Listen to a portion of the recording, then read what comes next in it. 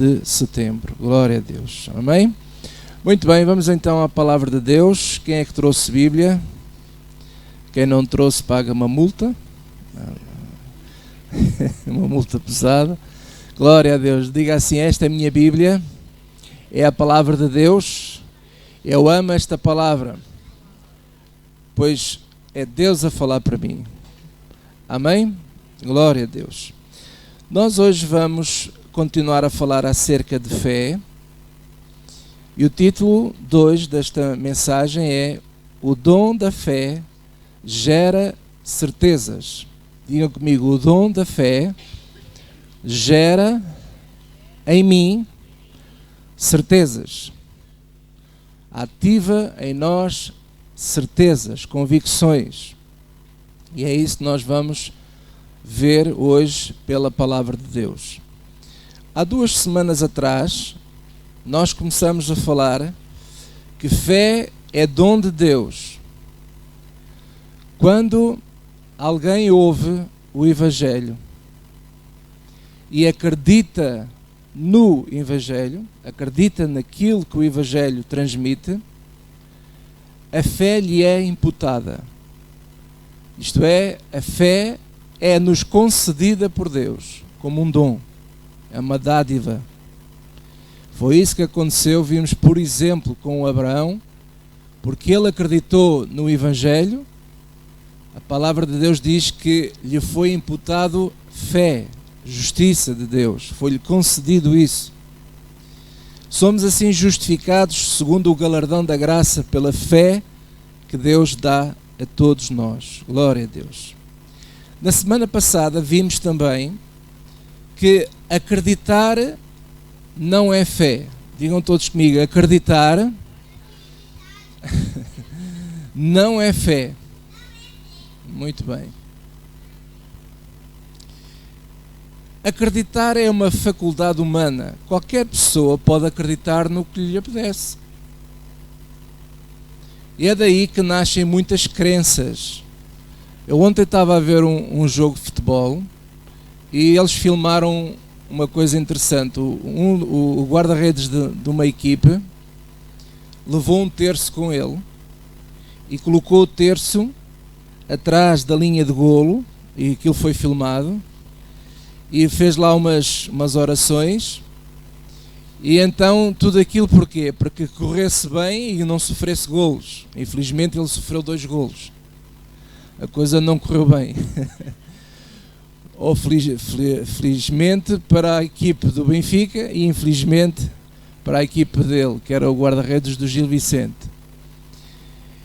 Então, e é engraçado que cada vez que nós vemos um jogo de futebol, pegando esse exemplo, nós vemos que cada um entra em campo de maneira diferente. Uns benzem-se, outros levantam os braços para cima e claro, dá a entender que eles estão a fazer uma oração qualquer. E já reparou como é que Deus, qual é o dilema de Deus, né? Fica assim: a quem é que eu vou responder? Aquele, quem é que tem mais fé? É quem ganha. Não tem nada a ver com isso. É ali, é quem for mais competente é que ganha. A equipe que for mais competente é que vai ganhar o jogo. Mas as pessoas têm estas crenças, acreditam nestas coisas. E por isso é que eu disse na semana passada que acreditar não é fé de Deus. Acreditar é uma faculdade humana. E nós vimos que há pessoas que não têm fé e que vencem no mundo. Nós conhecemos, e vocês conhecem, pessoas que não têm fé nenhuma em Deus, nem sequer acreditam em nada do Evangelho. No entanto, eles acreditam em coisas e perseguem sonhos e lutam por coisas na vida, e eles vencem no mundo, porque eles acreditam em alguma coisa.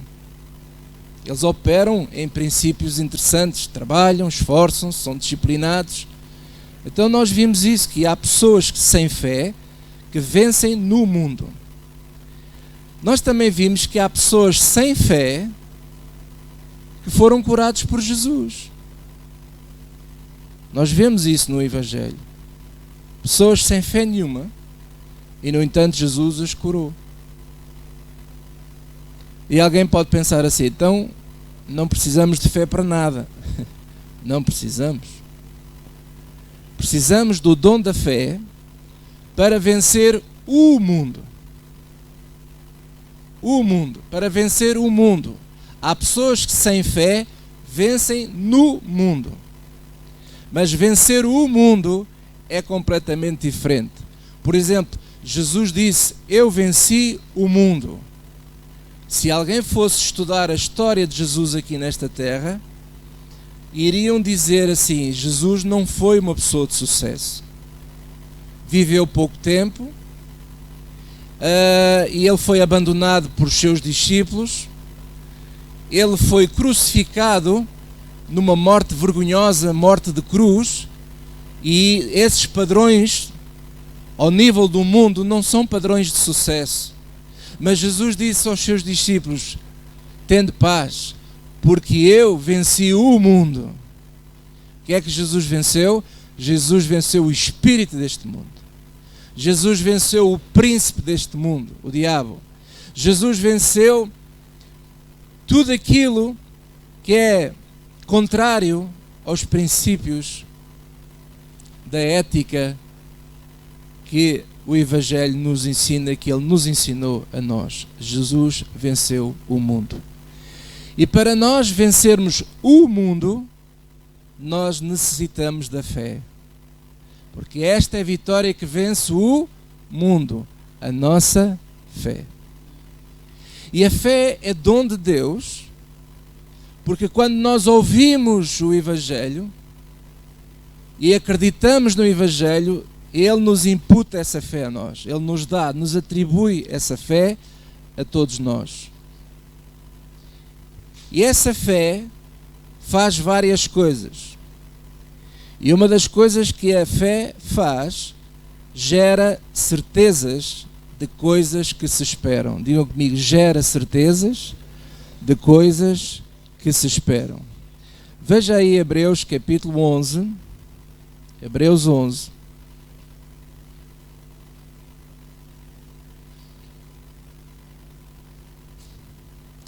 Hebreus capítulo 11, versículo 1.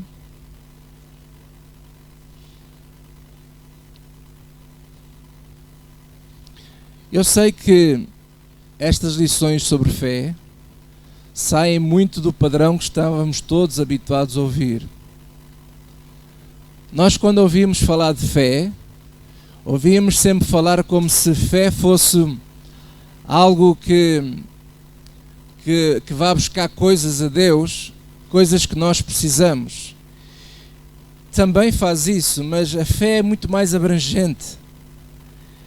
A fé, o dom da fé é algo que vem para nós, que Deus nos dá, que tem um propósito. E hoje vamos ver uma parte desse propósito. Essa fé gera certezas de coisas que estamos à espera.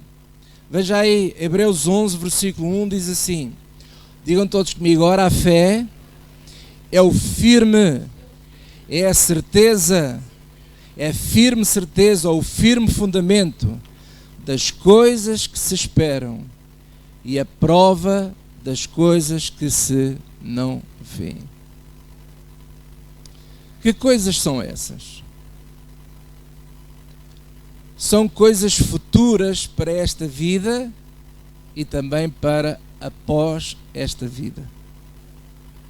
Se nós formos ler o capítulo todo de 11, nós já lemos isso noutras lições, nós verificamos que estes heróis da fé, que vêm aqui mencionados como Abel, Noé, Abraão e por aí fora, foram pessoas que estavam certíssimos de coisas futuras. Diz, por exemplo, aqui assim no versículo 8, Hebreus 11, 8, diz assim: pela fé Abraão, sendo chamado, obedeceu, indo para um lugar que havia de receber por herança, e saiu sem saber para onde ia. Pela fé habitou na terra da promessa, como uma terra alheia, morando em cabanas, com Isaac e Jacó, herdeiros com ele da mesma promessa. E agora digam todos comigo, versículo 10, porque esperava a cidade que tem fundamentos, da qual o artífice e construtor é Deus. E nós sabemos que refere-se à Nova Jerusalém. Então esta é uma promessa do futuro, é uma promessa após a vida, aliás, após a nossa morte, nós sabemos para onde nós vamos. Temos a promessa da vida eterna com Deus, e iremos viver com Deus para sempre. E Abraão, neste caso, ele estava certo disso. A fé gerou nele uma certeza, uma convicção de algo que não estava a ver, mas que sabia que lhe pertence, é dele. Pois eu quero dizer a vocês, meus amados, que a vida eterna com Deus te pertence a ti, te pertence a mim, e é para lá que nós vamos com a graça de Deus. Aleluia. Amém? Mas a fé também gera certezas no nosso coração para coisas futuras aqui nesta vida também. Porque vemos o mesmo exemplo aqui, diz que Abraão saiu da terra dele, foi peregrinar por uma outra terra que Deus lhe mandou, e Deus o abençoou naquela terra.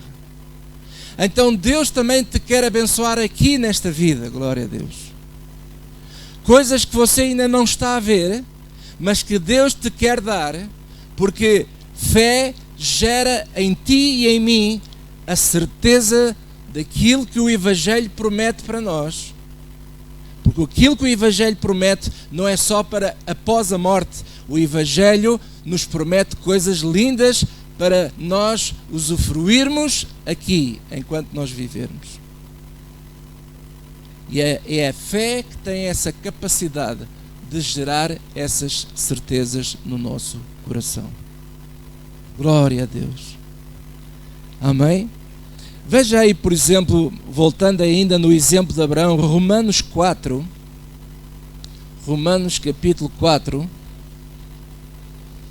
versículo 17.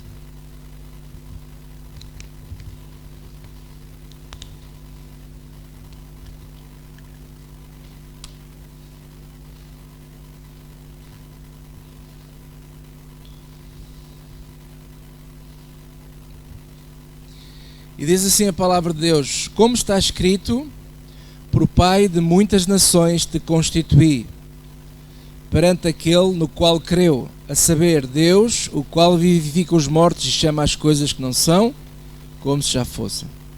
Agora digam todos comigo: o qual, em esperança, mais uma vez, em esperança, creu, acreditou contra a esperança. Mais uma vez, em esperança, creu contra a esperança. Agora continua, diz assim, fixe bem esta questão que é importante. Em esperança, creu contra a esperança. Que seria feito pai de muitas nações, conforme o que lhe fora dito. Assim será a tua descendência. E agora presta atenção ao versículo 19. E não enfraqueceu na fé. Abraão não enfraqueceu na fé, nem atentou para o seu próprio corpo já amortecido, pois já era de quase 100 anos, nem tampouco para o amortecimento do ventre de Sara. Versículo 20, é fantástico isto.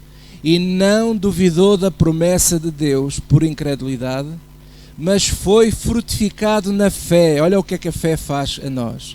Foi fortificado na fé, dando glória a Deus. E agora versículo 21 diz assim, digam comigo agora todos, estando, mais uma vez, estando certíssimo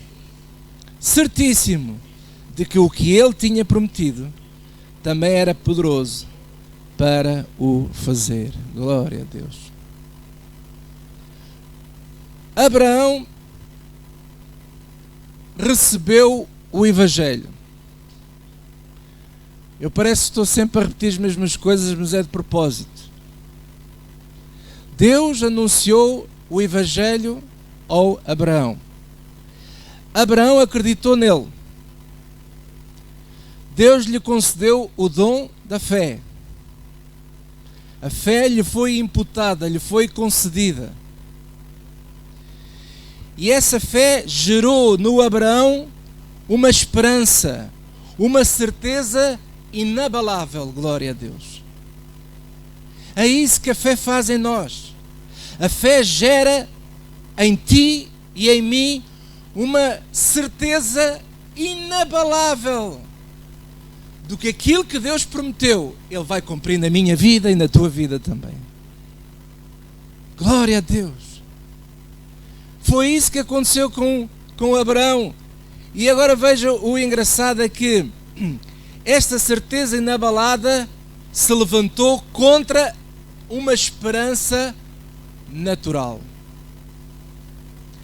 A esperança, não é? Conforme diz aqui no versículo 18, diz assim, digam todos comigo, o qual em esperança creu contra a esperança. Em esperança creu contra a esperança. Irmãos, há dois tipos de esperança. Há uma esperança natural que qualquer ser humano do mundo pode ter. Essa esperança natural está baseada nos sentimentos. Se o vento estiver a favor, a pessoa sente esperança. Ai, estou esperançoso. Vai correr bem o dia hoje. Porquê? Porque eu acordei bem disposto. E porque eu acordei bem disposto, gera em mim uma esperança natural e começo a pensar assim, o dia vai correr bem. Mas se eu acordar mal disposto, nós pensamos logo, isto já não vai correr bem. Eu acordei com o pé esquerdo, na verdade a gente acorda com os dois, mas a pessoa já começa a interiorizar que qualquer coisa não vai correr bem. Porquê? Porque ela é guiada por sentimentos. Mas o Abraão tinha toda a esperança natural contra ele. Porque ele era velho, estava amortecido o corpo dele. Sabe o que é que quer dizer corpo amortecido? Aquilo já não funcionava bem. E Deus tinha-lhe dito a ele que lhe ia dar um filho. Que dele e da mulher iria nascer um filho. E ele decidiu como? Ele não é que ele decidisse. A fé que lhe foi imputada gerou nele uma esperança e uma certeza que, apesar da esperança natural estar contra ele acreditava que Deus era poderoso para cumprir o que Deus lhe tinha prometido. E sabe, meus amados, é isso que você e eu nós precisamos, é dessa esperança. É de uma esperança que se levanta em nós contra toda a esperança natural. É uma esperança de que você, quando olha e você olha para os seus sentimentos, para as suas emoções, você vê tudo ao contrário das suas expectativas. Você tem uma expectativa, uma esperança de que vou conseguir aquele emprego, e quando você chega lá e recebe a notícia, não foi aceita a sua candidatura. E a nossa esperança vai logo... Mas a fé gera em nós uma certeza de que esse emprego para o qual eu estou à procura é meu. Não importa se eu recebo um não aqui, um não acolá e um dobro do não não sei aonde.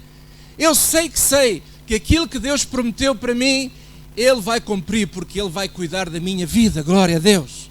Não me vai faltar pão na minha casa, não me vai faltar saúde, não me vai faltar nada. Aleluia!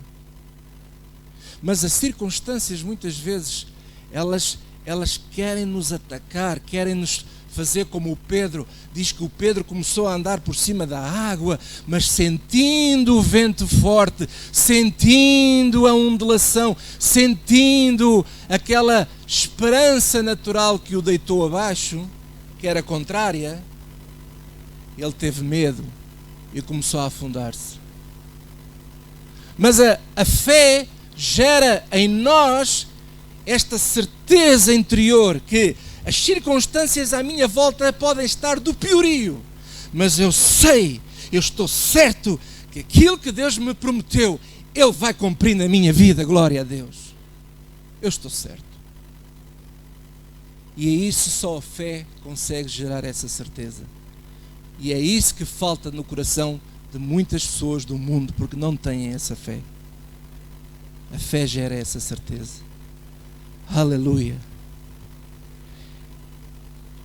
Agora, pegando nesta introdução sobre a fé, o dom da fé que gera certezas no nosso coração, quero dizer o seguinte: estas certezas, elas têm que estar baseadas no Evangelho, na Palavra de Deus. A fé, quando vem até nós, nos é dada por Deus, ela nos dá certezas daquilo que o Evangelho anuncia, daquilo que o Evangelho promete. Porque Deus não é obrigado a cumprir o que Ele nunca prometeu. Deus não cumpre aquilo que Ele nunca disse. A fé não pode dar a ti nem a mim nenhuma certeza de uma coisa que Deus nunca falou. Mas se Deus falou, então a fé que está em nós gera essa convicção, essa certeza. Eu creio. Eu tenho. O que Deus fala, o que o Evangelho anuncia, eu creio nisso. Amém? E baseado nisto, eu quero agora entrar neste caminho que é o seguinte: o Evangelho nos anuncia uma coisa absolutamente poderosa. E Deus nos dá fé para isso. Sabe o que é que o Evangelho nos anuncia? O Evangelho nos anuncia a amar. O Evangelho nos anuncia a amar. Então, a fé gera em nós uma certeza, uma esperança de que o amor de Deus faz milagres. Amar faz milagres. O amor é o agente de muitos milagres. E nós precisamos que esse dom da fé ganhe maturidade nesta certeza. O amor gera milagres na nossa vida e na vida de todos aqueles que nos rodeia. Porquê? Porque o Evangelho anuncia-nos a amar. E nós precisamos que a fé nos ajude a amar. Porque amar, de acordo com o amor de Deus, é um grande desafio de fé. Amar, de acordo com o amor de Deus, é um grande, grande desafio de fé. Porque normalmente foi o que Jesus disse: que galardão é que vocês têm se vocês só amam aqueles que vos amam? É muito fácil amar quem gosta de nós. Que galardão é que nós temos que nós amamos aqueles que gostam de mim? É fácil. Mas amar aqueles que nos dão algum desconforto na vida, amar aqueles que nos opõem, que nos se opõem a nós, amar aqueles que muitas vezes estão dentro da nossa família e que não estão de acordo com a sua fé, que não estão de acordo com aquilo que você crê. Amar essas pessoas, oh meu amado, é um grande desafio de fé. Diga assim comigo: glória a Deus. É pena que a pessoa que precisava de ouvir isto não está cá hoje. Estamos nós cá para ouvir. Aleluia. Irmãos, deixe-me dizer o seguinte: aonde é que Jesus mora hoje? Jesus, olha, está a ver? Ela sabe. Jesus mora onde? No nosso... Não, quem é que falou no nosso coração? Foi ela acertou. Claro, Jesus está sentado à direita de Deus Pai, mas Jesus está, através do Espírito Santo, dentro de cada um de nós. Na verdade, eu quero dizer uma coisa: Deus habita nas pessoas. Deus habita nas pessoas.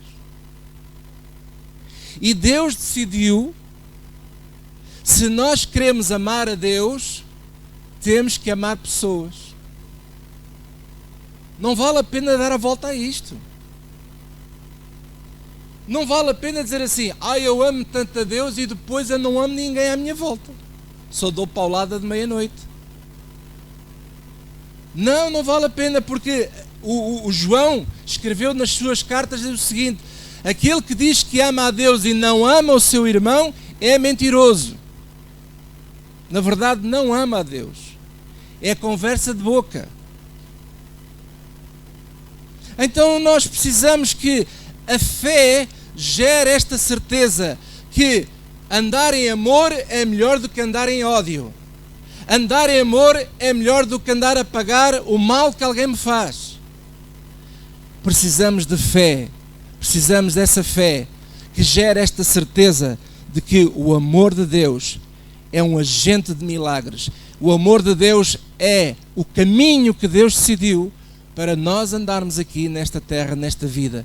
E é através do amor, preste bem atenção que eu vou dizer, é através da prática do amor que a fé ganha maturidade.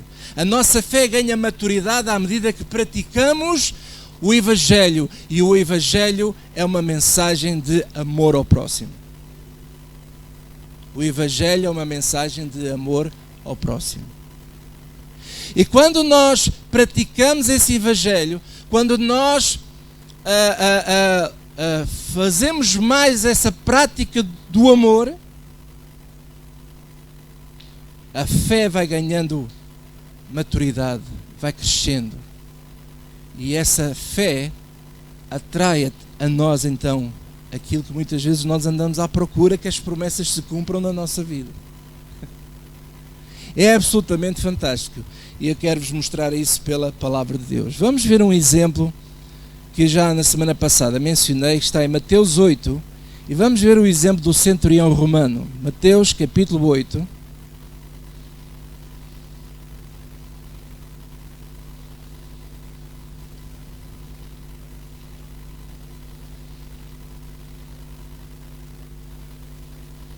Mateus 8, versículo 5.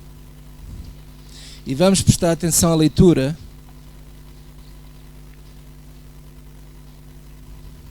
E diz assim: estando Jesus em Cafarnaum, chegou junto dele um centurião, rogando-lhe e dizendo, digam todos comigo, Senhor, o meu criado, mais uma vez, o meu criado, jaz em casa. Agora veja como é que o criado estava. Digam comigo, paralítico e violentamente atormentado. Olha para mim, vamos devagar. Isto é um texto muito rico. Um centurião romano, um homem que tinha na sociedade, ele era um centurião, era uma pessoa bem vista, era uma pessoa que fazia parte de uma elite, não só militar, mas fazia parte de uma elite de uma sociedade. Ele tinha muitos criados. Nós já vamos ver que ele tinha muitos criados. Ele menciona isso. E um dos seus criados estava paralítico. Portanto, se ele era criado, ele não começou a trabalhar para ele paralítico. Portanto, aquilo ficou, com o tempo, ficou paralítico, e diz que violentamente atormentado. E Jesus lhe disse, eu irei e lhe darei saúde. E o centurião respondendo disse, Senhor, eu não sou digno que entres debaixo do meu telhado, mas diz somente uma palavra e o meu criado sarará. Pois também eu sou homem sob autoridade e tenho soldados às minhas ordens. E digo a este vai e ele vai, e ao outro vem e ele vem, e ao meu criado faz isto e ele o faz. E maravilhou-se Jesus ouvindo isto e disse aos que o seguiam, em verdade vos digo que nem mesmo em Israel encontrei tanta fé. Encontrei tanta fé. Mas eu vos digo que muitos virão do Oriente e do Ocidente e assentar-se-ão à mesa com Abraão, Isaque e Jacó no reino dos céus. E nós sabemos que o criado ficou curado. Quando nós lemos esta história, muitas vezes os pregadores dão muita ênfase à questão da autoridade. Ficam muito admirados porque julgam que Jesus ficou admirado com o centurião por dizer assim, Eu sou um homem sob autoridade, tenho servos à minha guarda, eu digo a este faz isto, ele faz, digo ao meu criado faz aquilo, ele faz, e diz somente uma palavra e o meu criado fica sarado. E muitas vezes nós paramos aqui e ficamos assim, está a ver? Nós precisamos de confiar na palavra de Deus. Basta só a palavra de Deus e tudo funciona. Amados, há muito mais aqui nesta história do que somente isto. Porque repara uma coisa, este criado que estava paralítico e violentamente atormentado, este criado estava aos olhos do mundo, da sociedade, estava condenado a duas coisas. Provavelmente a morrer e, em segundo lugar, deixar de servir o centurião. E o centurião, sendo uma pessoa com autoridade e que ele podia mandar vir mais pessoas para trabalhar com ele, ele amou o seu criado. Porquê que Jesus ficou admirado com ele? Porque o centurião tinha amor por aquele homem.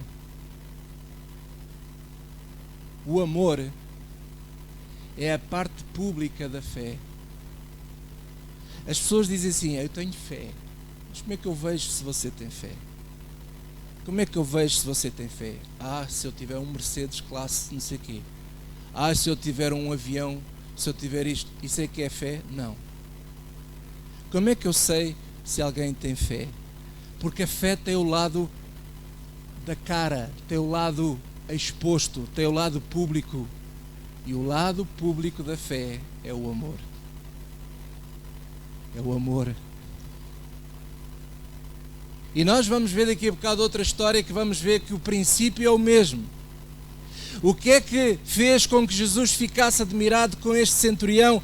Este centurião reconheceu em Jesus, de facto, só ele podia ajudá-lo.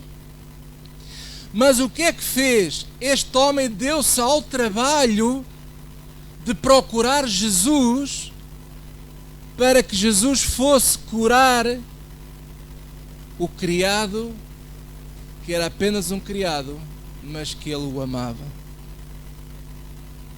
O amor faz milagres. Quando nós amamos, o amor faz milagres. Aleluia. Veja aí outro exemplo em Marcos capítulo 2. Marcos 2.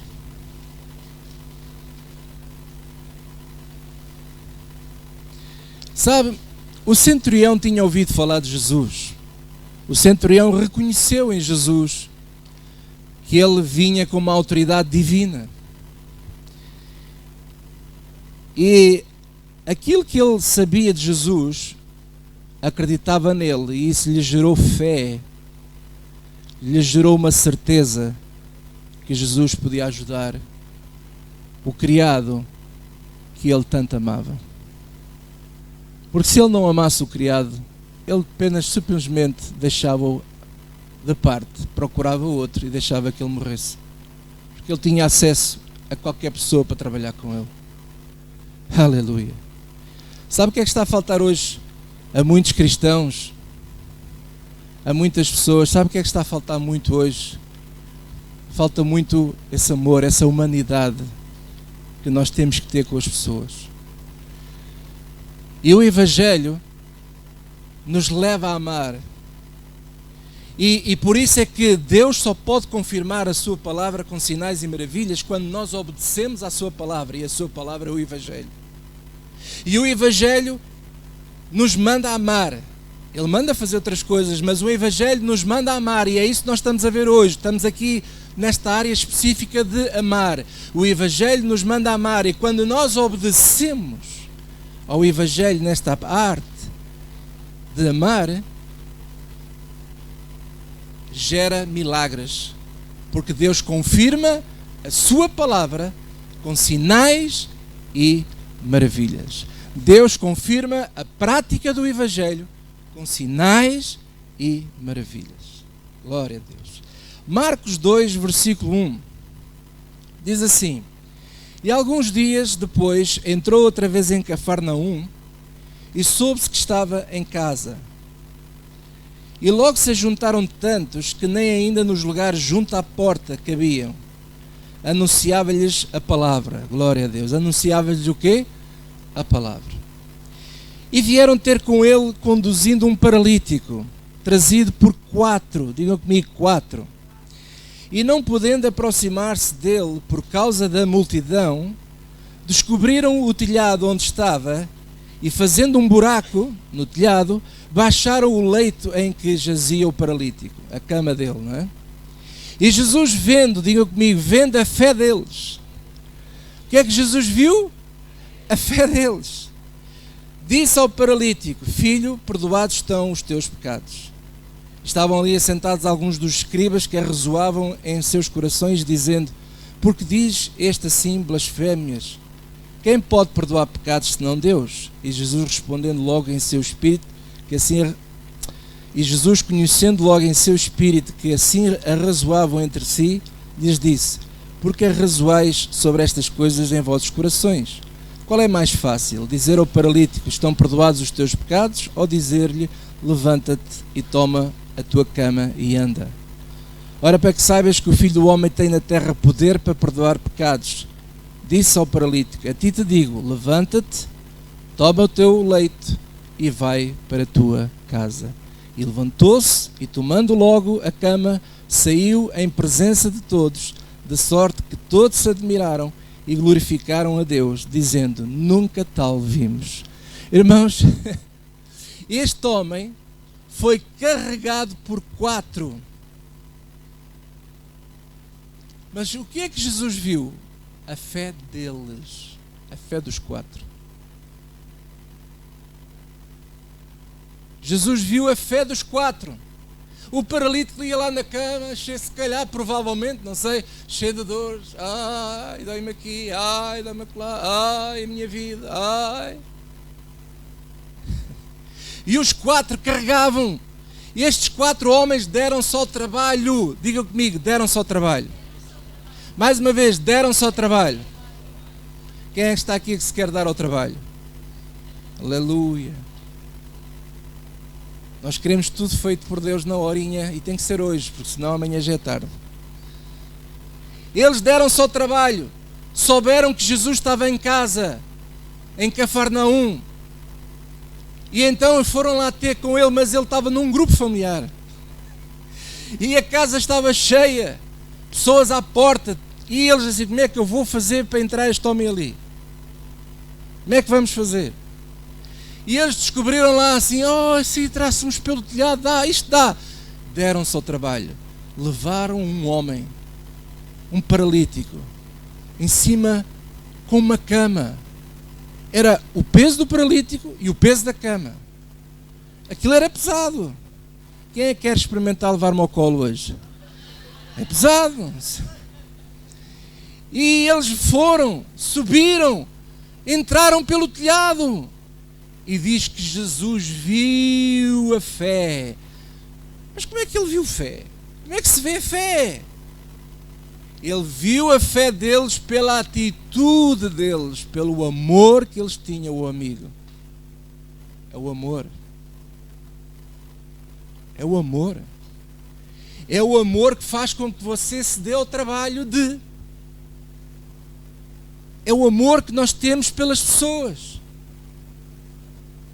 O amor, quem quer praticar amor, prepare-se. A prática do amor vai gerar desconforto. E gera desconforto a quem? A quem quer praticá-lo. A si e a mim. Porque vai fazer com que você tenha que se dar ao trabalho. Nós muitas vezes queremos que Deus faça as coisas, mas queremos ficar assim sentados, com a perna à faianca. Oh, glória a Deus. Aleluia. Então, estou à espera que Deus me dê um emprego. Então já foste procurar um emprego? Não, Ele vai bater à porta daqui a bocado. Até mesmo quando nós estamos a orar pelos nossos amigos, temos que nos dar ao trabalho. Temos que nos dar ao trabalho e orar. E eu vou-vos dizer uma coisa: orar É a coisa mais fácil. Na verdade, é de preguiça. Vou-vos dizer uma coisa com toda a sinceridade. Eu estou cansado. Quero saber, se calhar vou fazer mais amigos hoje. Eu estou cansado dessa treta de temos que orar, temos que fazer orações, temos que fazer pequenos almoços de jejuns e orações. Irmãos, sim, às vezes convidam-me para ir a orações de jejum. Chego lá, tem uma mesa posta, não sei que jejum é aquele. Irmãos, a igreja está farta disso. Eu, sinceramente, pessoalmente, eu estou farto dessas tretas. Porque orar se a gente só fica por orar e não faz mais nada, não se dá o trabalho de... Nós somos preguiçosos. Somos como aqueles servos que a gente só faz aquilo que nos manda. Somos servos inúteis. Nós temos que fazer muito mais do que aquilo que nos é pedido. Nós temos que nos esforçar. Nós temos que ir mais além daquilo que nos pedem. Aleluia! E amigo sou eu que prego estas verdades. Mas nós estamos muito confinados à oração, a oração anual do jejum, não sei aonde, e tal, isso é que vai mudar a nação. Não! O que vai mudar a nação é nós, como cristãos, nos darmos ao trabalho de carregarmos os paralíticos e levá-los a Jesus Cristo, glória a Deus. É isso que vai mudar a nação. É de carregarmos com os paralíticos da vida e levá-los a ter um encontro com Cristo. Entrarmos nos telhados onde Cristo está e arrebentarmos com o telhado lá e levarmos o nosso amigo a ter um encontro com Jesus Cristo. É isso que vai mudar a nação portuguesa. Mas o cristão não se quer dar ao trabalho. E na verdade eu vou-vos dizer uma coisa, irmãos, para minha tristeza. O rei Jesus anda nu, anda com fome e anda com sede, infelizmente. Veja aí, Mateus capítulo 25. Mateus 25.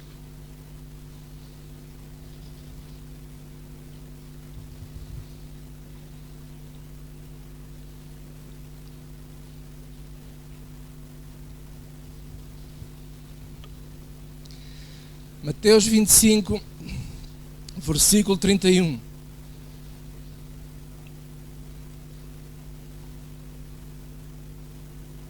E diz assim: e quando o Filho do Homem vier em sua glória, e todos os santos anjos com ele, então se assentará no trono da sua glória. E todas as nações serão reunidas diante dele, e apartará uns dos outros, como o pastor aparta dos bodes as ovelhas. E porá as ovelhas à sua direita, mas os bodes à esquerda. Então dirá o rei, olha o rei, Jesus, aos que estiverem à sua direita: vinde, benditos de meu Pai, possuí por herança o reino dos céus, que vos estava preparado desde a fundação do mundo. Porque precisava que orasses por mim, e vocês oraram todos os dias, jejuando. Foi isso que Jesus disse? Não. Porque tive fome e deste-me de comer. Deste-te ao trabalho de comer, de me dar de comer. Tive sede e deste-me de beber. Era estrangeiro e hospedaste-me. Estava nu e vestiste-me. Doente e visitaste-me. Estive na prisão e foste ver-me. Então os justos, aqueles que são justificados pela fé, os justos responderão dizendo: Senhor, quando te vimos com fome e te demos de comer, ou com sede e te demos de beber? E quando te vimos estrangeiro e te hospedamos, ou nu e te vestimos? E quando te vimos enfermo ou na prisão e fomos ver-te? Respondendo o rei, lhes dirá: em verdade vos digo, que quando o fizeste a um destes meus pequeninos irmãos, a mim o fizeste. A mim o fizeste. Palavras de quem? De Jesus. Não é do pastor Fidalgo, é de Jesus. E agora veja o que é que ele diz aos que estão na esquerda. Então dirá também aos que estiverem à sua esquerda: apartai-vos de mim, malditos, para o fogo eterno, preparado para o diabo e os seus anjos. Esta é a vontade de Deus. O fogo eterno, o inferno, devia ser só para o diabo e para os seus anjos, mas infelizmente vão para lá outros. E quem é que irá para lá? Aqueles que Jesus considera como bodes. Quem são os bodes? Aqui diz, versículo 42, porque tive fome e passaste ao largo, não me deste de comer. Tive sede e não me deste de beber. Sendo estrangeiro, nem sequer preparaste uma cama para eu dormir uma noite em tua casa. Não me recebeste. Estando nu, não me visitaste. Não me vestiste, desculpem. E enfermo e na prisão, não me visitaste. Então eles também lhe responderão dizendo: Senhor, quando é que te vimos com fome ou com sede? Ou estrangeiro, ou nu, ou enfermo, ou na prisão, e não te servimos? Então lhe responderá dizendo: em verdade vos digo, que quando a um destes pequeninos o não fizeste, não o fizestes a mim. Irão estes para o tormento eterno, mas os justos para a vida eterna. Uau! Para que é que serve o dom da fé? Para terminar, para que é que serve o dom da fé? Para gerar certezas no nosso coração. Certezas de que aquilo que Jesus fala é certo. Isso é que está certo. Não é aquilo que o mundo fala. Não é aquilo que o apóstolo fulano tal fala, muitas vezes sem sequer ler a Bíblia ao povo. Amados, nós temos de ter cuidado. Que evangelho andamos nós a ouvir? Mas quando nós damos ouvidos e permitimos que a fé gere em nós certezas no evangelho, certeza de que o evangelho é que está certo e os outros estão todos errados, então essa certeza me leva à prática do mesmo, à obediência do mesmo. E eu preciso dessa fé, eu preciso dessa certeza para viver este amor. Porque eu vou-vos dizer uma coisa, meus amados, infelizmente, o modo geral, o estado geral das igrejas no mundo, nós estamos muito longe do que aquilo que acabamos de ler agora. Nós estamos muito longe daquilo que acabamos de ler agora. Estamos preocupados com festas, com músicas, com pulos, com danças. Estamos preocupados com jejuns e orações, subir ao monte, descer o monte. Estamos preocupados só com essa treta, desculpa a expressão, e nós não estamos a viver o evangelho que Jesus nos manda. Não estamos. Muito pouco, irmãos. Muito pouco. Muito pouco. Veja aí Tiago, para terminar, Tiago capítulo 4.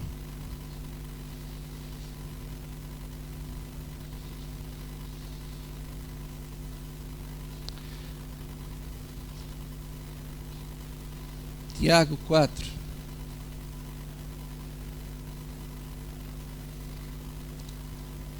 Amados, eu quero dizer uma coisa. Aquilo que acabamos de ver Jesus a mencionar, que lemos em Mateus 25, você não precisa de autorização minha, nenhum pastor, para fazer isto. Você tem toda a liberdade para você ir a um hospital, para você ir a uma prisão, para você ir ajudar quem bem você entende. Mas dê de beber, mata a sede a Jesus, porque Jesus vive nas pessoas. Jesus vive nas pessoas. E aquele que ama a Deus, ama pessoas. Aleluia. Até mesmo aqueles que são os mais desprezíveis da sociedade, Deus os ama também. Nós vimos na semana passada que até aqueles que não tinham fé, Jesus os curou a todos.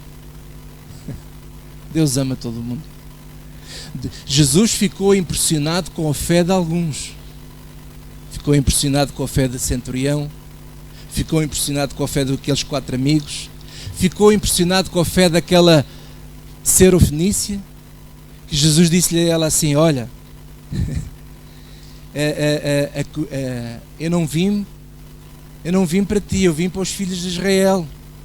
E ela até disse uma coisa: eu não posso dar de comer aos filhos e dar aos cachorros.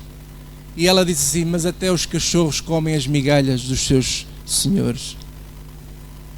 E ele disse: grande a tua fé, mulher. Porque ela amava aquela filha dela, queria ver a filha curada. O amor é que gera tudo. O amor é a cara da fé, é o amor.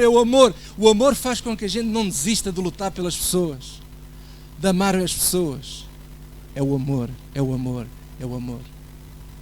Tiago 4, versículo 17, diz assim: digam todos comigo, aquele, pois, que sabe fazer o bem e não o faz, comete pecado. Comete o quê? Pecado. Você sabe fazer o bem, está nas suas mãos fazer o bem, está nas suas mãos ajudar e não o faz, você comete pecado. É o que a palavra de Deus diz. Comete o pecado. Irmãos,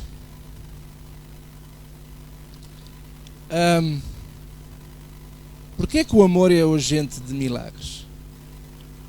Porque quando você vê alguém com fome e dá-lhe de comer, aconteceu ali um milagre.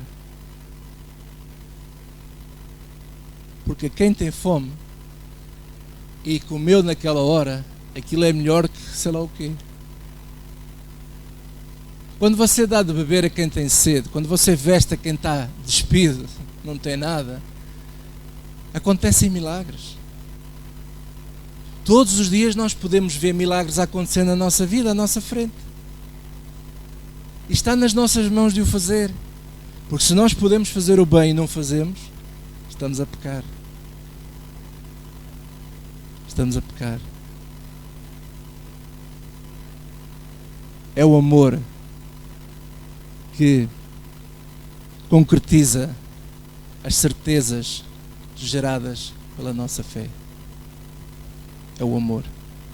O amor concretiza as certezas geradas pela fé no nosso coração. Amados, eu quero dizer uma coisa.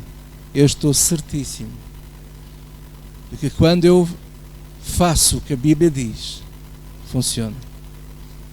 Funciona. Funciona. Sabe qual é o problema de alguns? É que as pessoas deixam-se de, por causa de uma experiência que não correu tão bem, por causa de um relacionamento que não correu tão bem, as pessoas ficam frias, elas se fecham e elas começam a entrar numa atitude assim: é a última vez que alguém me engana, é não sei o quê, é isto, é aquilo, e as pessoas vão se fechando, vão se tornando frias, e à medida que as pessoas se tornam frias, para todo o fluxo daquilo que Deus quer fazer na nossa vida. Para tudo. É por isso que a raiz da amargura faz com que nós nos fiquemos afastados da graça de Deus. Ficamos impedidos da graça de Deus por causa da raiz da amargura no nosso coração. Relacionamentos que não correram bem. Eu às vezes estou a falar com certas pessoas, eu percebo que as pessoas ainda estão... por exemplo, há uma pessoa que me tem pedido ajuda numa das redes sociais e através de mensagens privadas nós temos tentado ajudar com a palavra de Deus, e essa pessoa vê-se mesmo, qualquer coisa que nós mencionemos de assuntos da igreja, vem logo um ataque, vem logo assim, é porque os pastores são assados, e as pessoas estão frias, estão amarguradas, estão por causa de coisas que não correram bem, as pessoas deixaram-se a entrar num clima de amargura, e isso fica completamente privada da graça de Deus. Mas nós não podemos ficar privados da graça de Deus. Nós precisamos, independentemente do que nos possa ter acontecido no passado, continuar a fazer o que Jesus nos pede para fazer. Amai-vos uns aos outros, como eu vos amei. Amai-vos uns aos outros, como eu vos amei. Amém? Vamos baixar as nossas cabeças. Pai, é no nome de Jesus Cristo que eu te quero agradecer pela tua palavra de hoje. E te peço, Senhor, que tu nos dês graça para entendermos este segredo da fé. Senhor, a fé é muito mais do que recitar versículos bíblicos. A fé é muito mais do que andarmos a confessar: eu sou, eu tenho, eu posso. A fé é um dom que tu nos dás, que gera em nós certezas. E hoje nós olhamos para este anúncio que o Evangelho nos dá, de que amar é melhor do que odiar. Amar, perdoar, é melhor do que estar ressentido, do que estar parado. Senhor, nós te queremos agradecer porque eu creio de todo o meu coração que esta palavra de fé gera em nós certezas que vale a pena amar. Vale a pena amar porque o amor de Deus em nós é o agente de muitos milagres. E nós te pedimos, Senhor, todos os dias que haja milagres a acontecer à nossa frente. Na vida dos nossos amigos, na vida dos nossos familiares, na vida dos nossos vizinhos, na vida até de pessoas que nós não conhecemos de lado nenhum. Que tu possas usar de cada um de nós para que, assim como aqueles 4 homens que, por amor ao seu amigo, deram só trabalho de levar o paralítico a Cristo, assim também que haja essa dedicação de nós todos, que nós possamos nos dar o trabalho de carregar com os paralíticos desta vida e trazê-los aos teus pés, Senhor, para que eles possam ser curados, perdoados de todos os seus pecados, em o nome de Jesus Cristo. Esse é o nosso desejo e toda a igreja diga comigo, amém e amém. Glória a Deus. Glória.